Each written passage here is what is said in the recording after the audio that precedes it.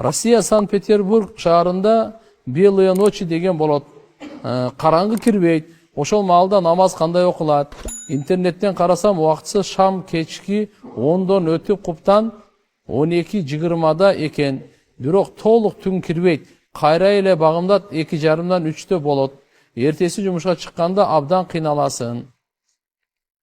Азыр айтып атканда белые ночи болгон жерлерде туугандар эң ушу 5 убакыт намазы бар, эң жакын шаар кайсы? Ошонун 5 убактысын алат дагы болжолдо окуй берет. Белые ночи болгондон кийин кандай бол? 6 ай түн, 6 ай күн да аларда. 3 ай бу. Мейли 3 ай күн болсун, же 3 ай түнбү? Караңгы кирбейт. Болду. Ошону болжолду кылып туруп эле Куптанда окуй берет. Багымдатын дагы болжолду. Бирок болжолду кайсын алат? Кыргызстандыкын албайт. Ошолорго кайсы жер жакын? Картадан караш керек да? Кайсы жерде жакын ушу 5 убакыт намазы бар. Бул Россия Санкт-Петербург дейби? Андай болсо Санкт-Петербург деги Москвага жакын эле. Москваныкын алып туруп ошо менен болжолдо окуй берет. Москвадагы мусулмандар 5 убакыт намазды кайсы убактарда окуса, ошондой кылып окуй берет.